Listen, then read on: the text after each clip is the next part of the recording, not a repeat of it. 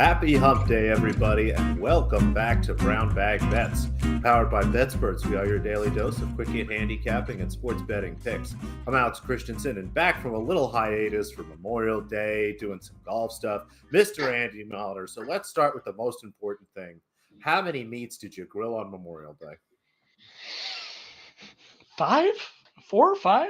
Pretty good. A couple different kinds of bratwurst, some meat skewers. We do the thing where we go to the grocery store and everybody just pick something out of the meat case that you would like me to grill. The girls picked chicken cordon bleu, which is not something you really grill, and it takes like 40 minutes because you need to like bake. I ended up doing it on the Traeger because I did some new potatoes and Brussels sprouts as well on the Traeger, so it worked out. But I had a big fat steak. Son had some meat skewers. She thinks it's funny that they exist because it's something you can eat on the Zelda game.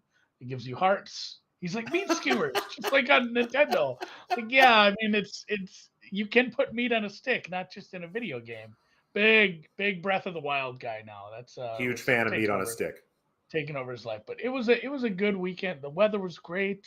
Hung out with the kids and the dogs, hammocked a lot, and on top of it, watched a little golf on Sunday and caught an outright. Ooh. That was surprising considering where everyone was positioned. I talked a little bit on the golf show. Like going into Sunday, it's nice to have some live tickets. My live tickets were Davis Riley and Chris Kirk. They weren't that far behind. Davis Riley shoots out to a lead, pisses it down his leg. He's done. I'm done. Sam Burns was not one of those guys. He ended up shooting the best round of anybody out of those on Sunday, and went into the clubhouse like a stroke or two behind, and ended up having to come back out for a playoff. So very nice to get another outright. It's been a good May over at the BSG. That's BetSperts Golf for the uninitiated. As we've hit a couple outrights.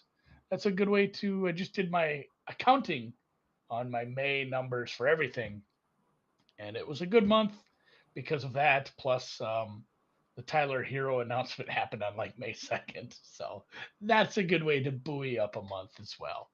So I bitched and moaned about that not happening and not happening, but I guess I'm happy when I do the May numbers, and I guess let's go to the NBA because I was 95% fucking sure the NBA finals were tonight. There's a decent there's a decent sized break here, Alex. Like they give them, and I don't blame them. Like it's been a grind. These A lot of these players have played, you know, I guess they don't play 82 games, but a lot of players play 70 some, and you end up getting this far into the finals. I guess you deserve a couple breaks. So NBA finals do not start until Thursday night, which is fine with me. I'll take that in. I love the finals. It's the circumstance and pomp in probably the reverse order, but the greatest font ever for a championship logo. Just screams. I don't know. I've been watching the finals since. What do you think your first finals was? Mine for sure was Jordan's first run. My first NBA finals. It's got to be one of the first Jordan teams, those early Yep. 90s Jordan teams. That would be the first ones that I would even have a chance to remember watching. Yeah. Probably Jordan 93, that last Jordan team I was before gonna he say, took a break. yeah, 92, 93 for me, somewhere in that first stretch, and then I got big Hakeem fan for a couple years, and then Jordan came back, and that was wild. But that starts tomorrow, and if you look at, we have some MVP odds. It's kind of determined. Like you do this, and our friend Lockie Lockerson does a great job with awards markets as far as building paths and crossing guys out. It feels like if Team X wins, here's the guys that win. If Team Y wins, here's the guy that wins. And boy, there doesn't seem to be a lot of paths for anyone outside of Steph Curry to win if the Warriors take this series, does there? Like, I want you to start with that. Like, how? Because Clay would just, I mean, have to have an outstanding 3-point shooting. Like, he'd have to play way better than he has for a long time. That's why he's 22-1. Draymond, I have no idea what he'd have to do. Like, what does somebody on the Warriors have to do to win it? And is the second most likely person actually Jordan Poole? So I was looking at this quickly. The implied probability of the Warriors right around minus 150 to win the series is about 58%. You combine that That times 98% gives me about a 55% expected win rate for Curry. The break even on minus 115 is right around 53.5%. So the market's basically telling you that if the Warriors win, there's like a 95% chance that Curry wins the finals MVP, Yeah, which seems about right. Now, to answer your question more directly, no, I'm not taking Jordan Poole. I think that that would require some sort of injury for him to really do anything like that. If you're interested in Klay Thompson, this is the finals. Go poke around. Books have all sorts of weird markets. Look for Klay Thompson, like highest scoring game, highest scoring player in the series or something like that. Those seem much more likely to me than him being finals MVP. But Dan, who unfortunately did misspell Wiggins' name, I have to point him out. That's the guy. If it's going to be sure. anybody but Curry, it's probably Wiggins for what he's going to achieve from a defensive perspective. I mean, if you create the narrative, so how does Wiggins win? He does a fantastic job guarding Tatum. Tatum barely gets maybe 30 points in a game, shoots poorly all series. Wiggins is able to stay on him, single coverage. He's scoring, between 15 and 20 points. I don't think he even needs to score more than 20 points a game, honestly, if he's coming out being a plus like that. And again, maybe Curry has a good series, not a great series. No one else really stands up, and it's this kind of ugly mess of a finals that all of a sudden we're looking at Andrew Wiggins, who got a lot of attention for the Western Conference Finals MVP. So if you're looking for somebody on the Warriors side, I think Wiggins is the way to go. Yeah, and again, there just doesn't seem to be a situation slash scenario where, hey, the Warriors won the series, even though Steph Curry played really bad. Like that, just there's so much negative correlation. Like if Curry plays shitty enough where he doesn't merit the Finals MVP, they lost 4 games at some point. Then, so I get it. And there's the narrative of he's never gotten one of these. He's a storied, already had a storied career, even though he's not that old, but he's never won a Finals MVP. That's, I'm sure, on people's minds. Some of these stupid voters definitely want to get him one if he deserves it at the end of the day. So I'm with you there. What about on the other side? Not quite as you know high end Tate, but I mean Tatum's only 2-1 pretty much. I mean that's about the best number you'll find. And Brown not far behind him, but then again, huge drop off to Smart, Horford. I like that we wrote Time Lord in there. That's Big number on that. So, I mean, is it just what's the scenario where Tatum doesn't win?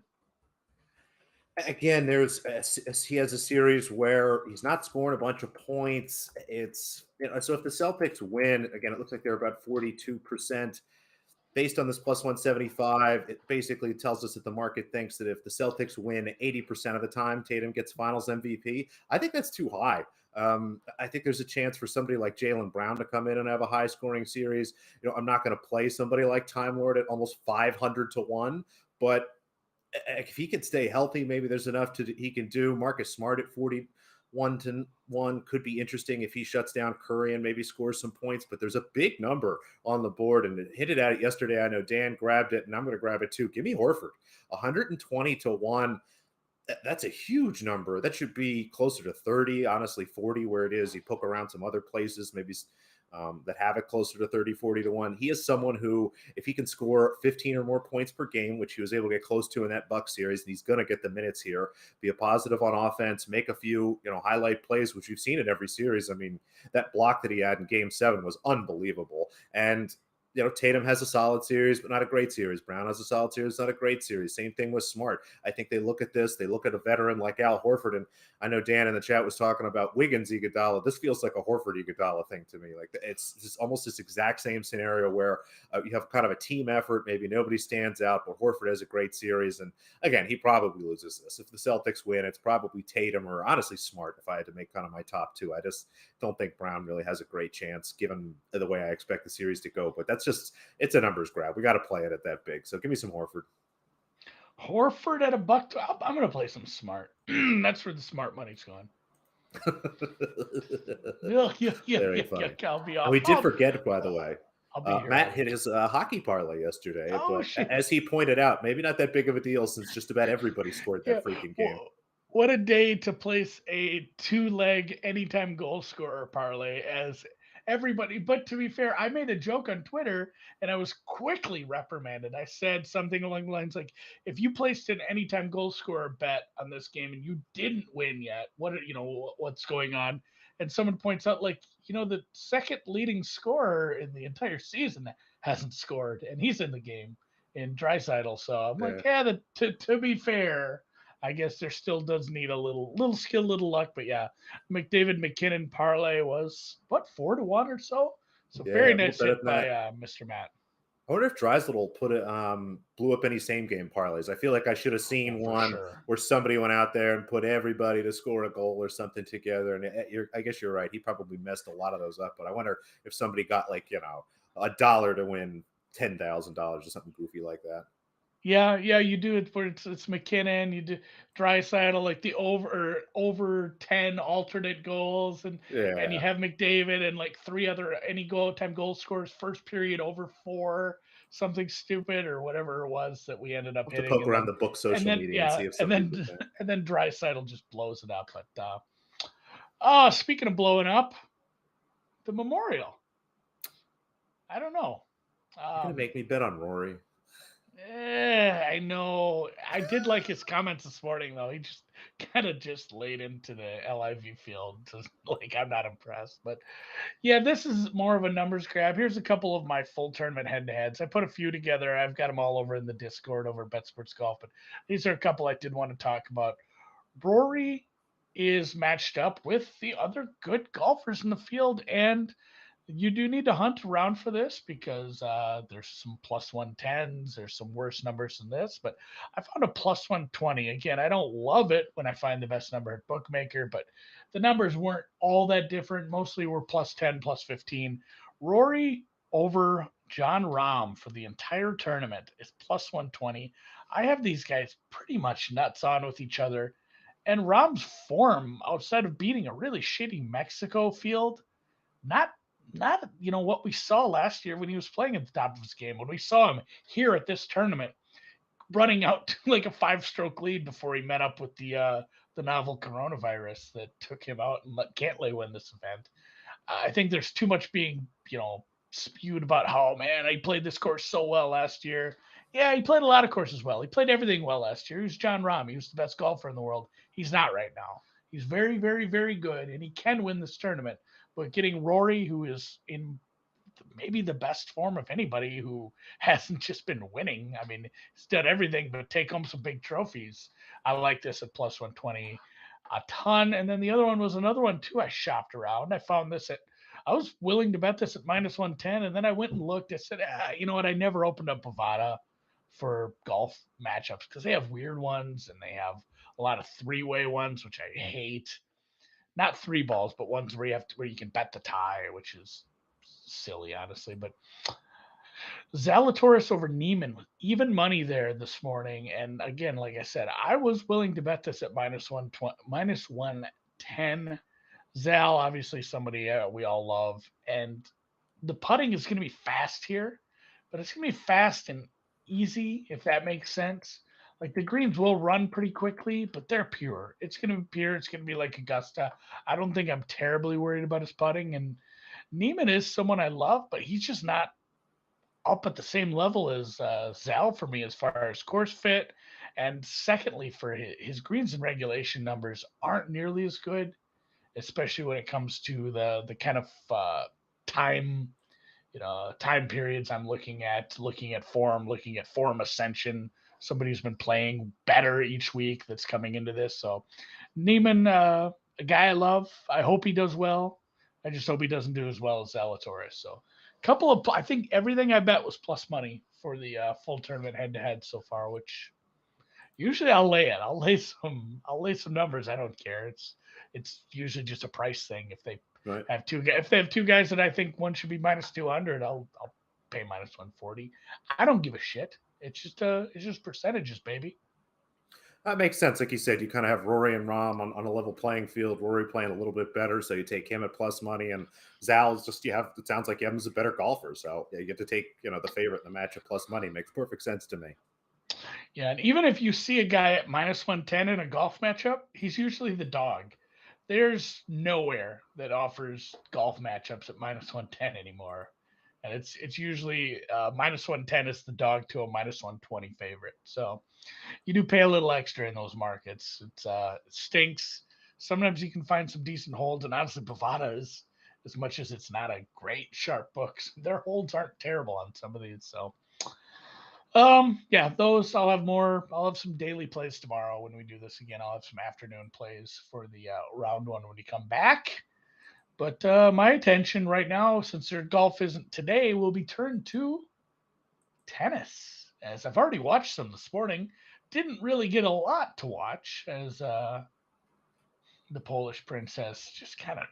There was a few moments there where it's like, he's looking a little bit like maybe we'll make a match of this, and you didn't have a lot of hope. But man, she just kind of trucked in the end and into the semifinals.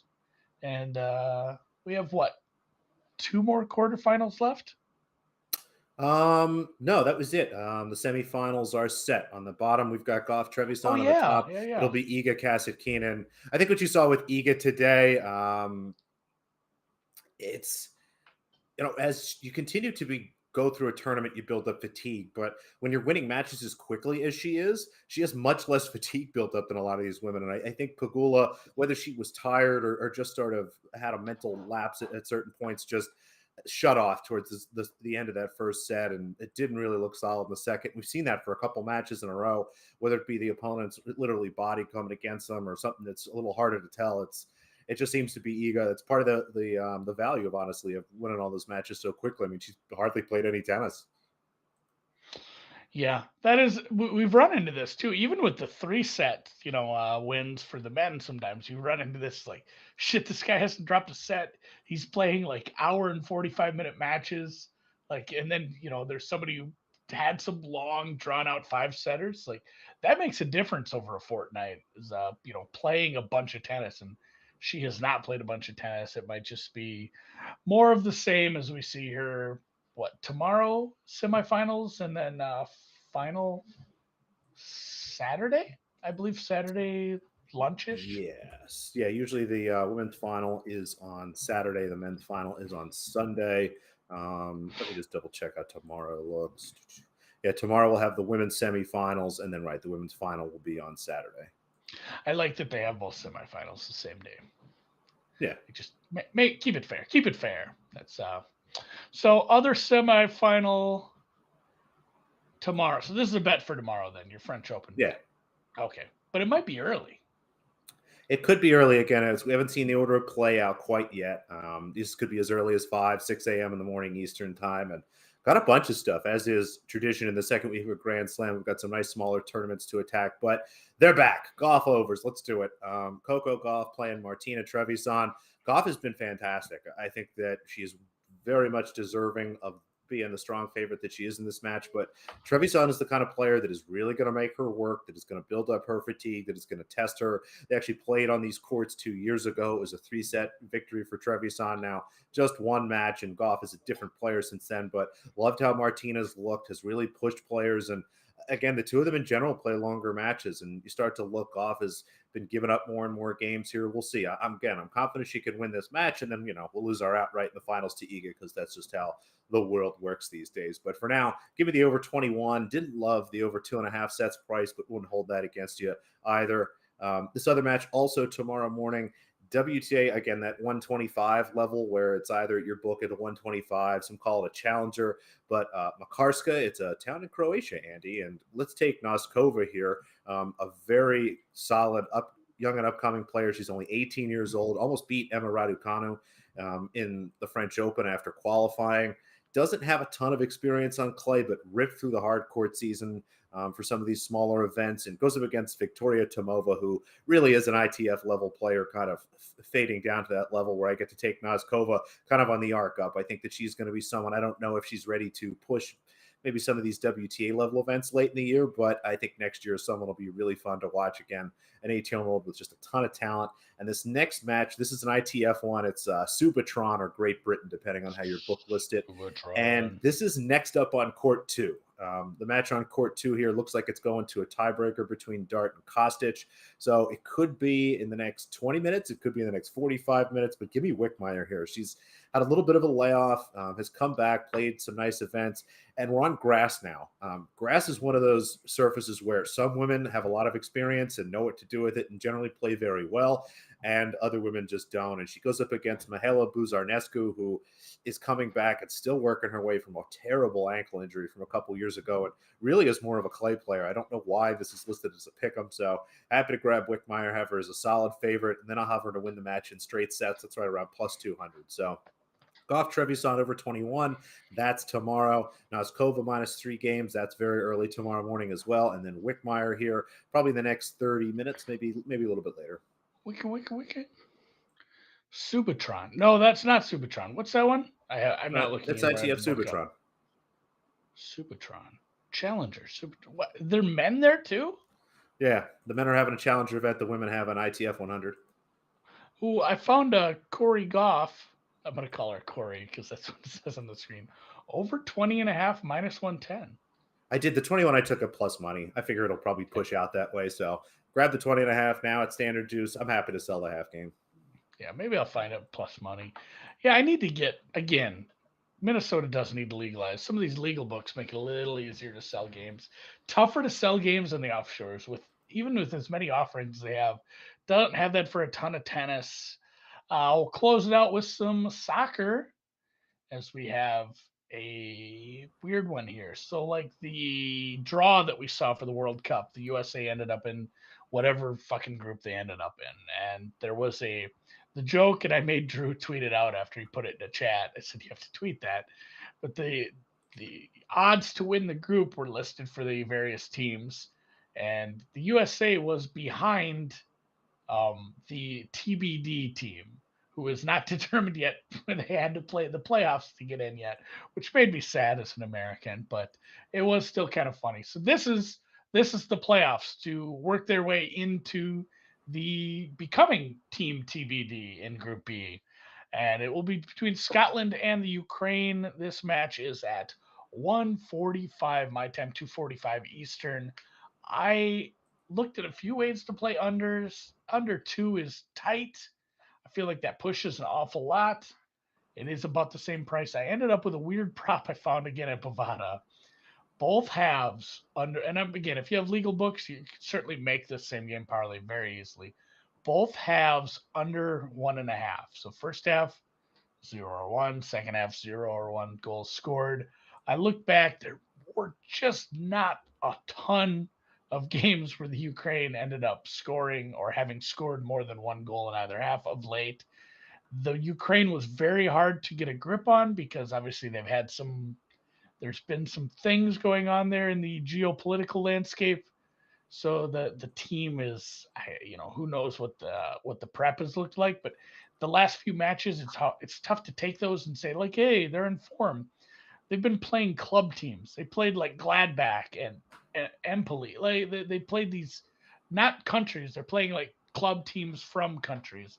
So it's hard to get a grip on exactly what we're seeing from the form. Scotland hasn't played since like March. They end up with big chunks of time in between some of these matches. So looking for a cagey affair. Hopefully it's just 1-1 for Dan. I can't remember what his logic was on that. I think there was a shitload of the Ukraine games in group play that ended up 1-1, like 3 or 4. So he just thinks it's going to happen again. And it's 5-1. So it's kind of what I figured we'd see as far as most likely scores for me to win this one. A early Ukrainian goal. Scotland ties it up in the second half. Scotland wins in extras. I think somebody has to advance from this. So maybe Scotland on penalties, if that's a thing. Not even 100% sure that is. So either way, my bet is both halves under 1.5, minus 116. And it'll give me something to hang out and watch this afternoon after tennis is over. I'm going full game total under 1 plus 380. I thought about that too, just like exact score 0-0. Just absolute bored. I've bet those in like Women's World Cup. 5-1, 0-0s 5-1. It does feel like we end up in some sort of extra time situation or penalty kicks. It's gonna be ugly. And I love as much as I hate unfair ways to determine who wins a game, and I feel like penalties may be a little unfair at times. I still fucking love penalties. Like it's still the drama. It's great. The drama is super good, And I hopefully it does go to penalties because I'll be watching. So, all right, well, back tomorrow. We'll talk a little more. Maybe I'll find some game props for the NBA Finals. I might look for some. I'll have to talk to some smart people and have them guide me in the right direction. But I think I'm going to go ham a little on the NBA Finals game. We'll have golf. Like I said, I'll have some matchups to play. We'll have some more tennis for sure.